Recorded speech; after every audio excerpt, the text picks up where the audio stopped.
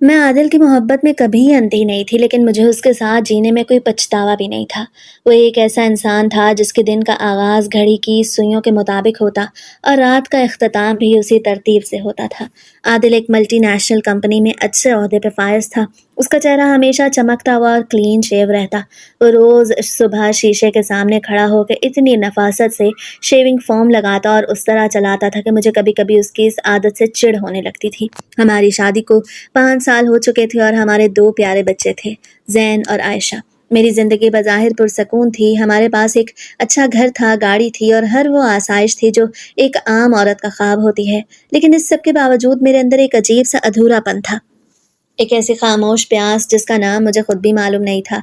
मैं अक्सर सोचती थी कि क्या ज़िंदगी सिर्फ़ सुबह उठने, नाश्ता बनाने, बच्चों को स्कूल भेजने और रात को शौहर के साथ टीवी देखने का नाम है। आदिल मुझसे मोहब्बत करता था, इसमें कोई शक नहीं था, लेकिन उसकी मोहब्बत में कोई दीवानगी नहीं थी, कोई सनसनी नहीं थी। वो एक सुलझा हुआ शौहर था जो कभी मुझ पे चिल्लाता नहीं था, कभी मेरी किसी फ़रमाइश को रद्द नहीं करता था। मगर मुझे उसकी ये हद से ज़्यादा शराफ़त कभी-कभी एक बोझ लगने लगती। मैं जब भी टीवी पे कोई ड्रामा देखती या कोई रोमानवी नॉवल पढ़ती तो मेरा दिल एक अलग ही दुनिया की तरफ माइल होने लगता। मैं उन कहानियों के मर्दों में एक अलग ही रौब और सहर देखती थी। ख़ास तौर पे उन मर्दों में जिनके चेहरों पे घनी दाढ़ी होती थी। मुझे लगता था कि दाढ़ी वाले मर्दों की शख्सियत में एक ऐसी मर्दानगी होती है जो सामने वालों को अपने सहर में जकड़ लेती है। आदिल का वो साफ चमकता हुआ चेहरा मुझे बहुत मासूम और बचकाना लगता था। मैंने कई बार उससे कहा, तुम दाढ़ी क्यों नहीं रख लेते? आदिल मेरी बात सुन के हमेशा हंस देता और कहता कि रुखसाना, मेरी जॉब ऐसी है जहाँ क्लीन शेव रहना प्रोफेशनलिज्म की निशानी समझा जाता है और फिर मुझे खुद भी दाढ़ी संभालना मुश्किल लगता है। उसका ये जवाब मुझे हमेशा मायूस कर देता था और मैं दिल ही दिल में कुढ़ के रह जाती थी। मेरे अंदर का ये लाशऊरी अधूरापन उस वक्त एक बाकायदा तूफान की शक्ल इख्तियार कर गया जब मैंने अपनी सहेलियों की महफिलों में उठना बैठना शुरू किया। मेरी चंद सहेलियां ऐसी थीं जो हर वक्त मर्दों की शख्सियत और उनके अंदाज पर बहस करती रहती थीं। एक दिन साइमा के घर चाय की दावत थी। हम सब सहेलियां ड्राइंग रूम में बैठी थीं और हस्बे मामूल बातें इधर उधर घूम रही थीं। अचानक साइमा ने एक नए ड्रामे के हीरो का जिक्र छेड़ दिया जिसकी घनी दाढ़ी और गहरी आंखें उन दिनों सोशल मीडिया पे बहुत मकबूल थीं। साइमा कहने लगी, सच कहूँ तो दाढ़ी वाले मर्दों में जो कशिश होती है नादिया ने भी वो उसकी बात क्लीन की शेव तायद की मर्दों और में कहने कभी नहीं लगी, हो तुम बिल्कुल सकती। ठीक कह रही हो, दाढ़ी वाले मर्द ज़्यादा वजीह और रूबदार होते हैं। उनके साथ रह के एक अलग ही तहफ़्फ़ुज़ और ज़िंदगी का असल मज़ा महसूस होता है, क्योंकि उनकी शख्सियत में गहरापन होता है जो औरत को अपना दीवाना बना देता है। साइमा और नादिया की ये बातें मेरे कानों में पिघले हुए शीशे की तरह उतर रही थीं। मेरा दिल धक धक करने लगा। मुझे लगा जैसे उन्होंने मेरे दिल की इस बात को ज़ुबान दे दी थी जो मैं खुद से भी छुपाती आई थी। उस दिन के बाद से मेरे ज़हन का सुकून बिल्कुल गारत हो गया। मैं घर आई तो आदिल हमेशा की तरह सोफ़े पे बैठा लैपटॉप पे काम कर रहा था। उसका चेहरा बिल्कुल साफ था और वो हमेशा की तरह बहुत आम सा लग रहा था। मैंने उसे देखा और मेरे अंदर एक शदीद किस्म की नफ़रत या बेज़ारी ने जन्म लिया। मैंने सोचा, मैं कितनी बदकिस्मत हूँ कि मेरी ज़िंदगी में कोई ऐसा मर्द नहीं है जिसकी शख्सियत में वो सहर और रोब हो जिसका ज़िक्र मेरी सहेलियाँ कर रही थीं। मैं बावर्ची खाने में गई और बर्तन धोते हुए भी मेरे ज़हन में साइमा का वही जुमला गूंज रहा था कि दाढ़ी वाले मर्द ज़िंदगी का असल मज़ा देते हैं। उस लफ्ज़ मज़ा ने मेरे लाशऊर में एक अजीब सी हलचल मचा दी। मैं इसका मतलब जिस्मानी और नफ्सियाती दोनों लिहाज से लेने लगी। मुझे लगता था शायद आदिल के साथ मेरी ज़िंदगी इसलिए इतनी फीकी है क्योंकि उसमें वो रिवायती मर्दों वाली बात नहीं जो एक दाढ़ी वाले रोबदार मर्द में होती है। मैं रात को बिस्तर पे लेटी तो आदिल सो चुका था। मैंने अंधेरे में उसके चेहरे को देखा और मुझे वो बिल्कुल एक अजनबी की तरह लगा।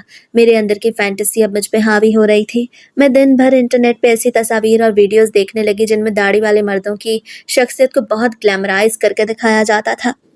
मेरा यह तजस्सुस अब एक बीमारी की शक्ल इख्तियार करता जा रहा था। मैं अपने बच्चों पे भी तवज्जो देना कम कर चुकी थी और मेरा ज़्यादातर वक़्त इसी सोच में गुज़रता था कि काश आदिल मेरी बात मान लेता और दाढ़ी रख लेता। मैंने एक आखिरी कोशिश के तौर पे एक दिन आदिल के सामने रो-रो के ये ज़िद रखी कि अगर तुम मुझसे मोहब्बत करते हो, तो तुम्हें दाढ़ी रखनी पड़ेगी। आदिल मेरी इस हालत पे बहुत परेशान हुआ। उसने मुझे सीने से लगाया और प्यार से समझाने लगा, रुखसाना, तुम इतनी छोटी-सी बात पे क्यों उदास हो जाती हो? दाढ़ी रखना या ना रखना एक ज़ाती इंतखाब है और इसका हमारी मोहब्बत से कोई ताल्लुक नहीं। मैं तुम्हें इतना चाहता हूँ, क्या ये काफ़ी नहीं? आदिल की इस बात ने मेरे अंदर की चरचराहट को मज़ीद बढ़ा दिया। मुझे लगा कि वो मेरी नफ्सियात को समझने से बिल्कुल कासिर है। वो मेरी इस तड़प को सिर्फ़ एक छोटी-सी बात समझ रहा था, जो मेरे लिए अब जीने-मरने का मसला बन चुकी थी।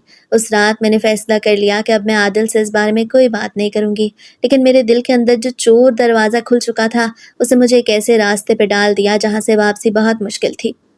मैं हर आने जाने वाले दाढ़ी वाले मर्द को एक अलग ही निगाह से देखने लगी थी। बाज़ार जाते हुए किसी तकरीब में मैं अपने शौहर को छोड़ के दूसरे मर्दों की शख्सियत का मवाज़ना करने लगी थी। एक ऐसी दलदल थी जिसमें मैं खुद अपने हाथों से उतर रही थी और मुझे इस बात का अंदाज़ा भी नहीं था कि मेरा ये आर्ज़ी तजस्सुस और लाशऊरी अधूरापन मुझे कितनी बड़ी तबाही की तरफ ले जा रहा था। मैं अपनी सहेलियों के सामने अब आदिल की बुराइयाँ करने लगी थी और उन्हें बताती थी कि मेरा शौहर कितना बोरिंग है और उसकी ज़िंदगी में कोई रोमांस नहीं। साइमा मुझे मज़ीद शह देती और कहती, मर्द को तो ऐसा होना चाहिए कि औरत उसके सामने खड़ी हो तो उसकी टांगें कांपें। ये क्लीन शेव मर्द तो बिल्कुल बच्चों की तरह होते हैं।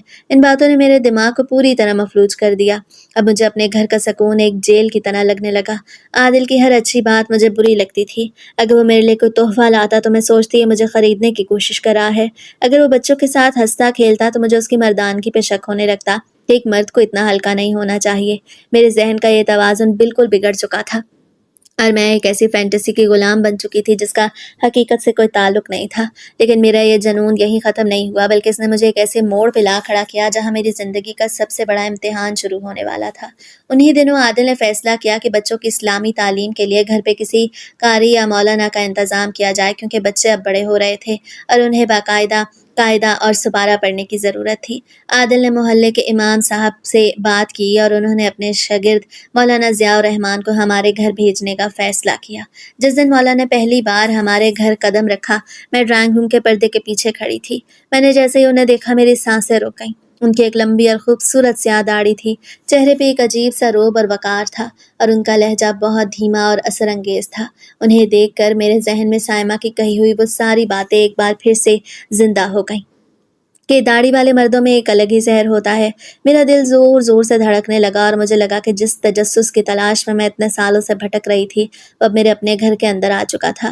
मौलाना ज़ियाउर रहमान बच्चों को पढ़ाने बैठ गए और मैं किचन में जाके चाय बनाने लगी। लेकिन मेरे हाथ काँप रहे थे और मेरा ज़हन अब आदिल से बहुत दूर मौलाना की उस बावक़ार शख्सियत के गिर्द घूमने लगा था। मैं चाय की ट्रे लेके जब ड्राइंग रूम में गई तो मेरी नज़रें झुक गईं, लेकिन मेरा लाशऊर पूरी तरह बेदार था।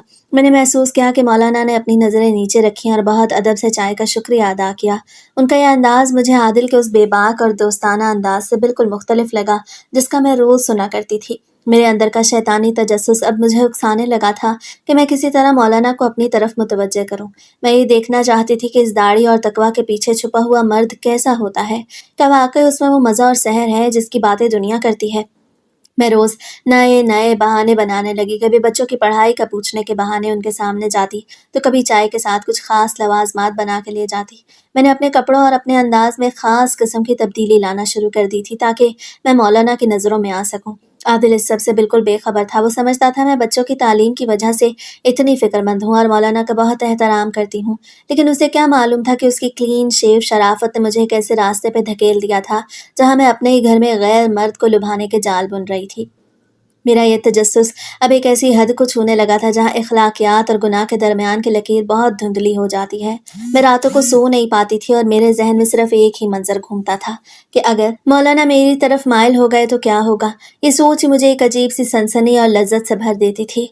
मैंने अपनी सहेलियों से भी इस बात का ज़िक्र एक मुबहम अंदाज़ में किया तो साइमा ने हँस के कहा, रुख़साना, दाढ़ी वाले मर्द अगर एक बार किसी के शहर में आ जाएँ तो वो सब कुछ भूल जाते हैं। उनका इश्क बहुत गहरा और दीवानावार होता है। साइमा की इस बात ने मेरे मिटते हुए इरादों को एक नई ताकत दी और मैंने सोच लिया कि मैं इस तजस्सुस को अधूरा नहीं छोड़ूंगी, चाहे इसके लिए मुझे कोई भी कीमत क्यों न चुकानी पड़े। मैंने आदिल की मोहब्बत, उसके खलूस और अपने बच्चों के मुस्तकबिल को एक तरफ रख दिया था, क्योंकि उस वक्त मुझ पे सिर्फ एक ही धुन सवार थी कि मुझे इस दाढ़ी वाले मर्द की शख्सियत का वो राज जानना है जिसने मुझे पागल कर रखा था। यही वो नफ्सियाती और ज़ाहिरी अधूरापन था जिसने मुझे गुनाह के इस दहाने तक पहुंचाया जहां मैंने बच्चों को पड़ोस में भेजने और मौलाना की चाय में नशा और गोली मिलाने का वो खौफनाक कदम उठाया जिसने मेरी पूरी ज़िंदगी का रुख बदल के रख देना था। मैं किचन में खड़ी चाय के उबलते हुए पानी को देख रही थी और मेरा दिल इतनी ज़ोर से धड़क रहा था जैसे सीने से बाहर निकल आएगा। मेज़ पे वो छोटी सी सफ़ेद गोली रखी थी जिसे मैंने पीस के पाउडर बना लिया था। मैंने आदिल के बारे में एक लम्हे के लिए भी नहीं सोचा, जो उस वक्त अपने ऑफिस में मेरे और बच्चों के लिए एक अच्छे मुस्तकबिल के लिए पसीना बहा रहा था। मुझे सिर्फ मौलाना का वो पुरवकार चेहरा याद आ रहा था और साइमा की वो बातें याद आ रही थी जिन्होंने मेरे अंदर आग लगा रखी थी। मैंने वो पाउडर चाय के कप में डाला और उसे अच्छी तरह हिला दिया। चाय का रंग बिल्कुल नॉर्मल था और उसकी खुशबू हमेशा की तरह तेज थी। मैंने ट्रे उठाई और गहरा सांस लेते हुए ड्राइंग रूम की तरफ बढ़ गई, जहां मौलाना सोफे पर बैठे बच्चों का इंतजार कर रहे थे, जिन्हें मैं पहले ही बहाने से पड़ोस में भेज चुकी थी। मेरा यह कदम मेरी ज़िंदगी का वो सबसे बड़ा गुनाह बनने जा रहा था, जिसकी जस्टिफिकेशन मैंने अपने ज़हन में इस झूठे तजस्सुस के नाम पर तैयार की थी कि दाढ़ी वाले मर्द ही ज़िंदगी का असल मज़ा देते हैं, और मैं इस मज़े को चखने के लिए अपनी पूरी कायनात को दांव पे लगाने के लिए तैयार हो चुकी थी। लेकिन मुझे यह मालूम नहीं था कि इंसान जब अपनी हदूद को पार करता है, तो तकदीर उसके लिए क्या फ़ैसला लिख के देती है। मैंने ड्राइंग रूम का दरवाज़ा खोला और एक मुस्कुराहट के साथ मौलाना की तरफ बढ़ी, जो मेरी ज़िंदगी का सबसे बड़ा वहम और मेरी सबसे बड़ी इबरत बनने वाला था। और इस तरह मैंने अपने पैरों पे खुद कुल्हाड़ी मारने का आगाज़ कर दिया, जिसका अंजाम मेरे वहमो गुमान में भी नहीं था। मैं चाय की ट्रे उठाए ड्राइंग रूम की तरफ बढ़ रही थी और मेरे वजूद में जैसे सनसनी की एक लहर दौड़ गई। मेरे हाथ हल्के हल्के कांप रहे थे, लेकिन मेरा इरादा अब चट्टान की तरह मजबूत हो चुका था। मैंने अपने दिल को समझाया कि ये सिर्फ एक तजर्बा है, ये मेरे उस तजस्सुस का जवाब है जो मुझे बरसों से बेचैन किए हुए था। मैंने सोचा कि आज मुझे मालूम हो जाएगा कि साइमा और नादिया की बातों में कितनी सच्चाई है। क्या वाकई दाढ़ी वाले मर्द की शख्सियत में वो सहर होता है जो एक औरत को जिंदगी का असल मजा दे सकता है। मैंने ड्राइंग रूम का पर्दा सिरकाया और अंदर दाखिल हुई। मौलाना ज़ियाउर रहमान सोफे पे बैठे हमेशा की तरह अपनी नज़रें झुकाए तस्बीह पढ़ रहे थे। उनका वो पुरवकार चेहरा, उनकी वो लंबी घनी स्याह दाढ़ी उस वक्त मुझे अपनी तरफ खींच रही थी। मैंने ट्रे को सामने रखा, मेज़ पे रखा और बहुत धीमे लहजे में कहा, मौलाना साहब चाय हाजिर है। मौलाना ने अपनी नज़रें उठाए बगैर बहुत धीमी और संजीदा आवाज़ में कहा, जज़ाकल्ला बेटी, लेकिन बच्चे कहाँ हैं? अभी तक पढ़ने के लिए नहीं आए? मैंने अपने चेहरे पर एक मसनूई मुस्कुराहट सजाई और झूठ बोलते हुए कहा, वो असल में पड़ोस में एक बच्चे की सालगिरह है, तो ज़ैन और आयशा वहाँ थोड़ी देर के लिए गए हैं। मैंने उन्हें कहा है कि कारी साहब आने वाले हैं, तुम जल्दी आ जाना, बस वो आते ही होंगे। आप तब तक चाय पीजिए, सर्दी का मौसम है, चाय ठंडी हो जाएगी। मौलाना ने मेरी बात सुनकर इस बात में सर हिलाया और अपनी तस्बीह जेब में रखते हुए मेज़ की तरफ हाथ बढ़ाया। मेरा दिल उस वक्त इतनी ज़ोर से धड़क रहा था कि मुझे लगा जैसे उसकी आवाज़ पूरे कमरे में गूंज रही है। मेरा पूरा वजूद पसीने से शराबूर हो रहा था और मैं इधर ही सोफे के कोने पे बैठ गई। मेरी नज़रें उस चाय के कप पे जमी हुई थी जिसमें वो नशावर गोली पूरी तरह हल हो चुकी थी। मुझे मालूम था कि इस चाय के चंद घूंट मौलाना को गहरी गफलत में सुला देंगे और फिर मैं उनके इस रोबदार और सहर अंगेज वजूद के करीब जाके अपने इस तजस्सुस को मिटा सकूंगी जो मेरे लिए एक पागलपन बन चुका था। मौलाना ने जैसे ही कप का हैंडल पकड़ा और उसे अपने होंठों के करीब लाने लगे तो मेरी सांसें हलक में अटक गईं। मैंने अपनी मुट्ठियां भींच लीं और दिल ही दिल में उल्टी गिनती शुरू कर दी कि अब बस चंद सेकंड की बात है और ये बावकार मर्द मेरे सामने बेबस हो जाएगा। लेकिन इंसान जो सोचता है, तकदीर उसके बिल्कुल बरक्स खेल खेलती है। अभी मौलाना ने कप को चूमने ही वाले थे कि अचानक ड्राइंग रूम का अध खुला दरवाज़ा एक झटके से खुला और हमारी पालतू बिल्ली मीनू बड़ी तेज़ी से कमरे के अंदर दाखिल हुई। मीनू आमतौर पर बहुत पुरसकून रहती थी, लेकिन ना जाने उस वक्त उसे क्या हुआ।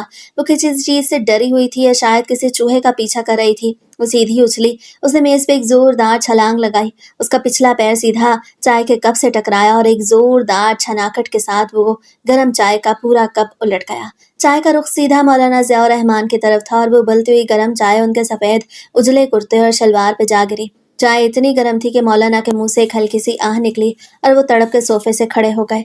मैं अपनी जगह पे बिल्कुल मुंजमद हो गई थी, मेरा दिमाग जैसे काम करना छोड़ चुका था।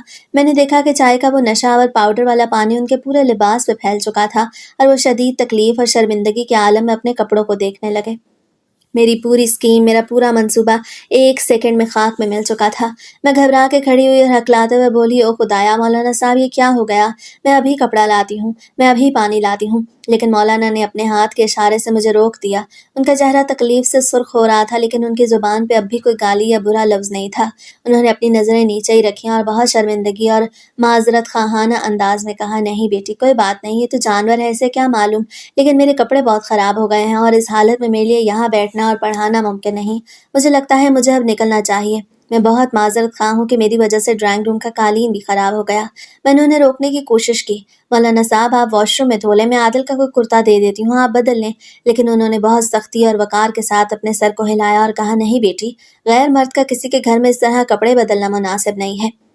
मैं घर जाके ही साफ करूंगा। आप बच्चों से कह दीजिएगा कि आज उनकी छुट्टी है, मैं कल अपने वक्त पे आ जाऊंगा। उन्होंने अपनी चादर उठाई जो सोफे पे रखी थी, उसे अपने गीले कुर्ते के ऊपर डाला ताकि वो छुप सके और बड़े तेज कदमों के साथ ड्राइंग रूम से बाहर निकल गए। मैं वहीं बुत बनी खड़ी रही यहाँ तक कि बाहर के मेन गेट के बंद होने की आवाज़ आई और पूरे घर में एक गहरा भयानक सकूत छा गया। इस वाक़ये के बाद मेरे अंदर जो बेचैनी और ज़हनी इज़्तिराब शुरू हुआ, उसका मैं लफ्ज़ों में अहाता नहीं कर सकती। मैं वहीं सोफ़े पे ढेर हो गई और कालीन पे फैली हुई उस चाय को देखने लगी जिसमें वो गोली मिली हुई थी।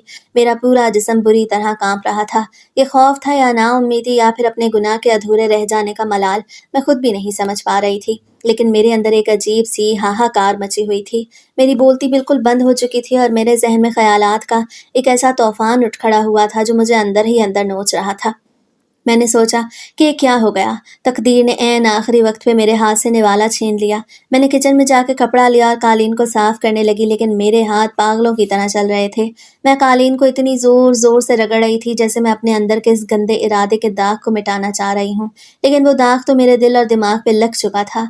मेरी बेचैनी अब एक अलग ही सतह पे पहुंच चुकी थी। मुझे लग रहा था जैसे कमरे की दीवारें मुझे घूर रही हैं, जैसे मीनू बिल्ली नहीं थी बल्कि वो कोई गैबी ताकत थी जिसने मुझे इस गुनाह को करने से रोक दिया।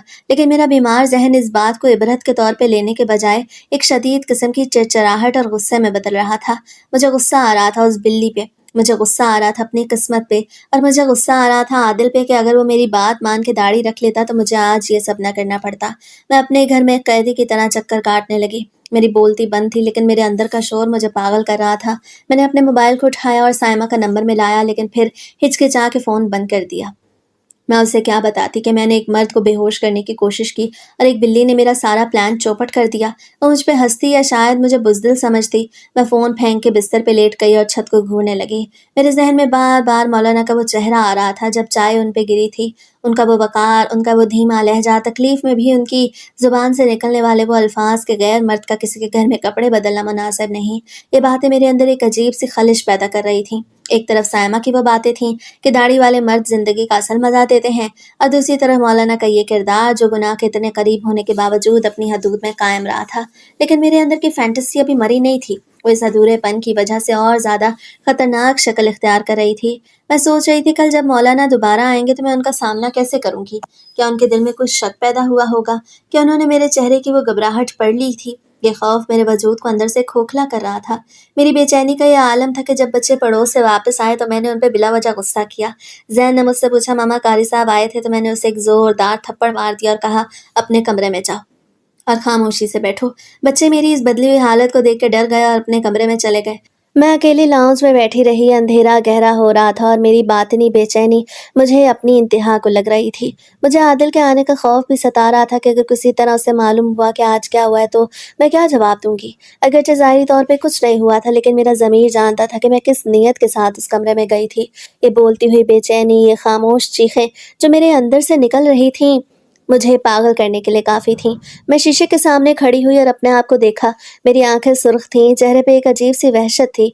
मैंने सोचा कि मैं रुखसाना, एक अच्छे घराने की औरत, एक मुखलिस शौहर की बीवी, 2 बच्चों की माँ कहाँ से कहाँ पहुँच गई हूँ। सिर्फ एक सुनी सुनाई बात के पीछे, सिर्फ एक ज़ाहिरी सहर के पीछे मैंने अपनी इज्जत को दांव पे लगा दिया था। लेकिन इस एतराफ़ के बावजूद मेरे अंदर का वो शैतानी चोर अब भी मुझे कह रहा था कि कहानी अभी ख़त्म नहीं हुई। कारी साहब कल फिर आएंगे और मौका फिर मिल सकता है। ये दोगलापन, ये अंदर की जंग मुझे जिंदा लाश बना रही थी और मैं उस रात आदिल के आने तक इसी जहनी जहन्नुम में जलती रही। उस रात आदिल जब घर लौटा तो मेरे अंदर एक अजीब सा हू का आलम था। मैंने जैसे तैसे उसके सामने मुस्कुराने की नाकाम कोशिश की और बच्चों को खाना खिला के जल्दी बिस्तर पे भेज दिया। आदिल हमेशा की तरह अपने काम की थकन दूर करने के लिए टीवी ऑन करके बैठ गया, लेकिन मेरी आंखें उसके चेहरे पे टिकी हुई थीं। मुझे लग रहा था मेरे माथे पे मेरा गुनाह साफ लिखा हुआ है और आदिल अभी मुझसे पूछ लेगा कि रुखसाना आज तुम इतनी सहमी हुई क्यों हो। कालीन का वो दाग मैंने बड़ी मुश्किल से साफ किया था, लेकिन मेरे दिल पे लगा हुआ दाग अब मेरी रूह को डस रहा था। रात जब आदिल सो गया तो मेरी असल तड़प और बेचैनी शुरू हुई। मैं बिस्तर पे करवटें बदलती रही और कमरे की तारीकी मुझे किसी अजदहे की तरह निगलने लगी। आदिल गहरी और पुरसकून नींद सो रहा था। उसका वो क्लीन शेव चेहरा अंधेरे में भी बहुत मासूम लग रहा था और उसे देख के मेरे अंदर निदामत की एक ऐसी लहर उठी जिससे मेरी सांसें रोक दी। मैंने सोचा ये इंसान मुझ पे कितना अंधा एतबार करता है। इससे अपने घर की चाबियां, अपने बच्चे, अपनी इज्जत मेरे हाथ में सौंपती और मैं सिर्फ एक सहेली की फजूल बात पर और एक ज़ाहिरी सहर के पीछे इसके मुंह पे कालक मलने चली थी। मेरा जहन बार बार मुझे उस कालीन की तरफ खींच रहा था जहाँ वो चाय गिरी थी। मुझे बार बार मौलाना का वो जुमला याद आ रहा था कि गैर मर्द का किसी के घर में कपड़े बदलना मुनासिब नहीं। वो एक दाढ़ी वाला मर्द था जिसके पास मौका था। वो चाहता तो मेरी घबराहट का फ़ायदा उठा सकता था, लेकिन उसके तकवा, उसके किरदार ने उसे रोक दिया। और एक मैं थी जो अपने ही हलाल रिश्ते को छोड़ के गुनाह की दलदल में कूदने के लिए बेताब थी। सारी रात मेरी आँखों में कट गई, मुझे एक पल के लिए भी नींद नहीं आई।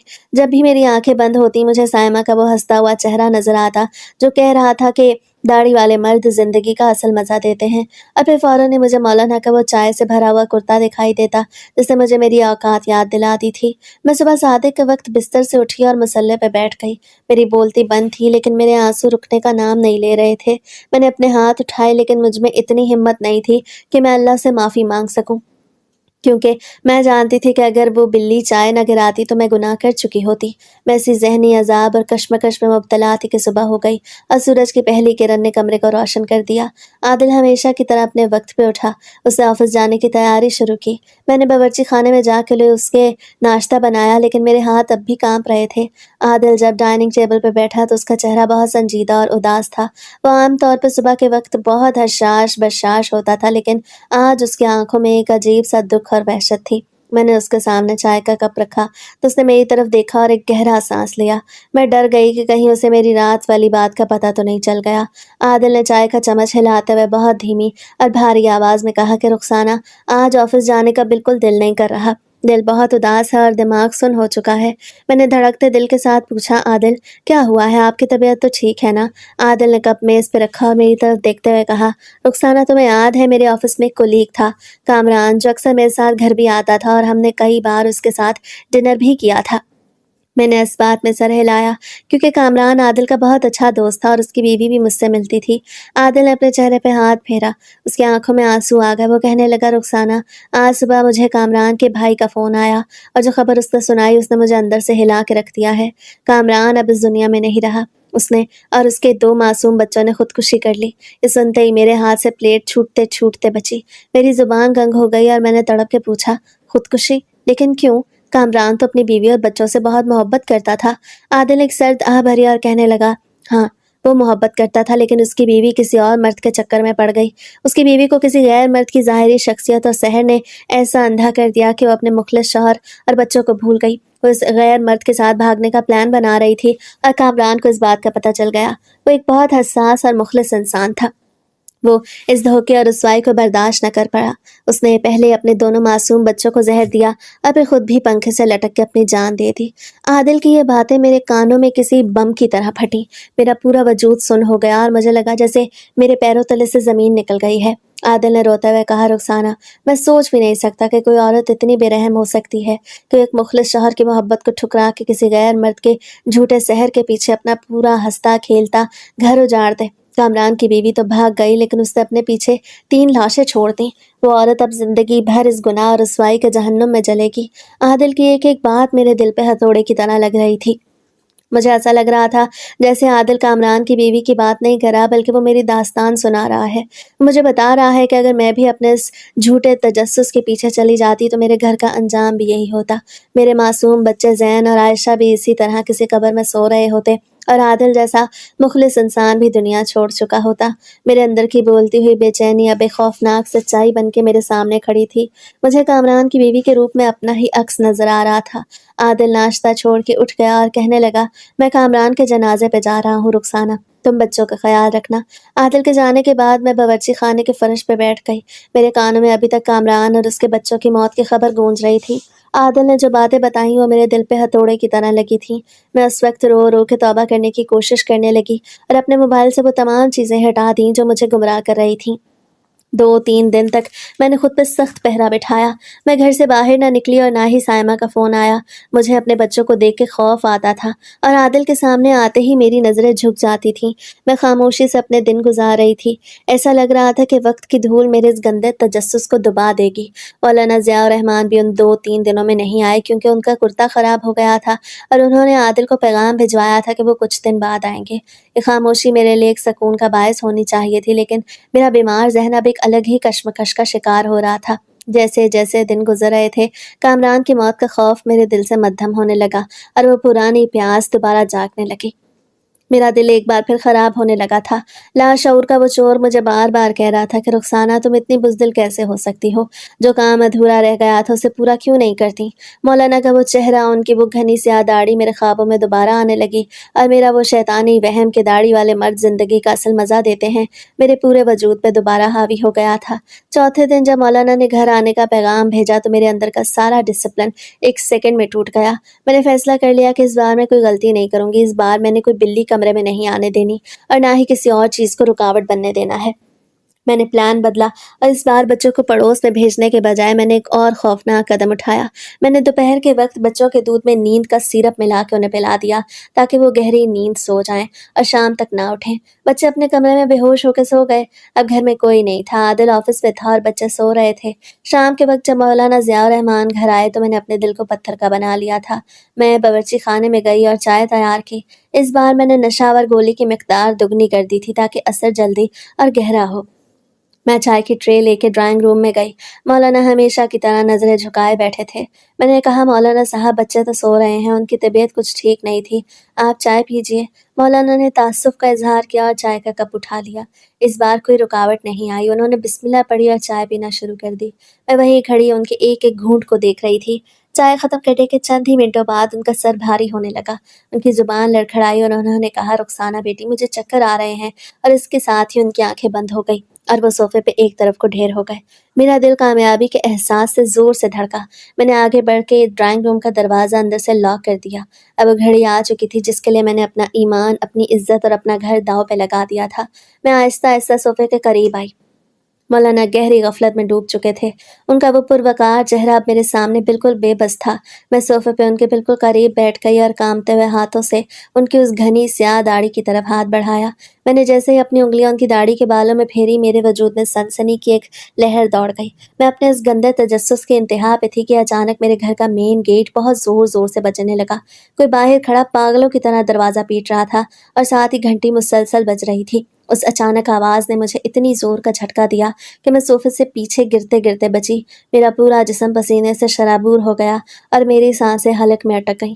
मैंने जल्दी से अपने कपड़े ठीक किया और ड्राइंग रूम का लॉक खोल के बाहर की तरफ भागी। जैसे ही मैंने मेन गेट खोला, सामने आदिल का एक करीबी दोस्त अयाज खड़ा था। उसका चेहरा बिल्कुल सफ़ेद था और वो बुरी तरह कांप रहा था। उसने मुझे देखते ही रुहासी आवाज़ में कहा, भाभी जल्दी कीजिए, आदिल का बहुत बुरा एक्सीडेंट हो गया है। एक तेज़ रफ्तार ट्रक ने उनकी बाइक को टक्कर मारी है। वो इस वक्त अस्पताल में ज़िंदगी और मौत की कश्मकश में है। आप जल्दी मेरे साथ चलें। ये सुनते ही मेरे सर पे जैसे आसमान टूट पड़ा। मेरी बोलती बिल्कुल बंद हो गई और मेरा दिमाग सुन्न हो गया। एक तरफ मेरा मुखलिस शौहर अस्पताल में मर रहा था, दूसरी तरफ मेरे अपने ही घर के ड्राइंग रूम में मोहल्ले का मौलाना नशे की हालत में बेहोश पड़ा था, और बेडरूम में मेरे अपने बच्चे नींद की दवा की वजह से बेसुध थे। मैं एकदम शदीद तरीन परेशानी और वहशत का शिकार हो गई। मुझे कुछ समझ नहीं आ रहा था मैं क्या करूं। मैं अयाज को बाहर खड़ा छोड़ के भागते हुए ड्राइंग रूम में आई और मौलाना को ज़ोर ज़ोर से हिलाने लगी। मैंने उनके चेहरे पे पानी के छींटे मारे। मैंने चीख के कहा, मौलाना साहब उठें, खुदा के लिए उठें।